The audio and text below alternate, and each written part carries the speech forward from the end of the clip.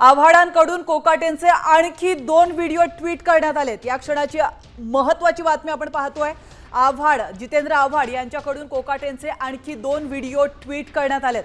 आपण पाहिलं, रोहित पवारांनी आधीच कोकाटेंचा एक व्हिडिओ पोस्ट करत त्यांच्यावर आरोप केला होता। कोकाटे सभागृहामध्ये रमी खेळतानाचा हा व्हिडिओ रोहित पवारांनी आधी पोस्ट केला होता आणि त्यानंतर आता आव्हाडांकडून देखील कोकाटेंचे आणखी 2 व्हिडिओ पोस्ट करण्यात आले।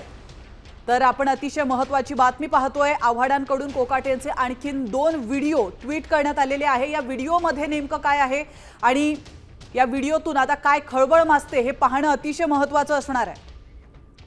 याविषयी अधिक माहिती देतात आपले प्रतिनिधी रुपाली बडवे। रुपाली, आव्हाडांकडून देखील आता कोकाटेंचे आणखी 2 व्हिडिओ ट्विट करण्यात आलेत। नेमकं काय आहे या व्हिडिओमध्ये?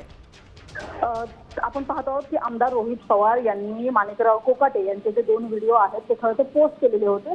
ते जे 2 व्हिडिओ होते ते काही सेकंदाचे होते आणि त्याच्यावरती माणिकराव कोकाटे जे कृषी मंत्री आहेत राज्याचे, ते आपल्याला रमीचा गेम खेळताना पाहायला मिळत होते आणि त्याच व्हिडिओवरती स्पष्टीकरण देत असताना माणिकराव कोकाटे यांनी असं सांगितलं की मी युट्यूबवरती खालच्या सभागृहाचं कामकाज बघत होतो आणि त्यावेळी जाहिरात आली होती रमीची आणि ती स्किप करत होतो, तेव्हाचा तो व्हिडिओ आहे। आणि या संदर्भामध्ये त्यांचा हा दावा खोटा असल्याचं आता जितेंद्र आव्हाड यांनी आपल्या या व्हिडिओतून स्पष्ट करण्याचा प्रयत्न केलेला आहे।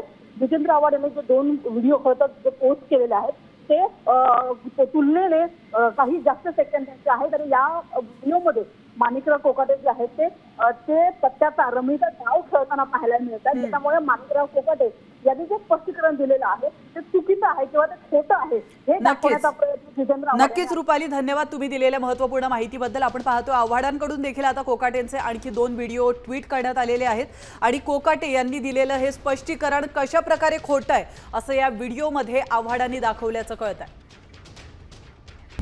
आता isakal.com आहे देशातील नंबर 1 ची मराठी न्यूज वेबसाईट। प्रत्येक अपडेटसाठी isakal.com ला नक्की भेट द्या।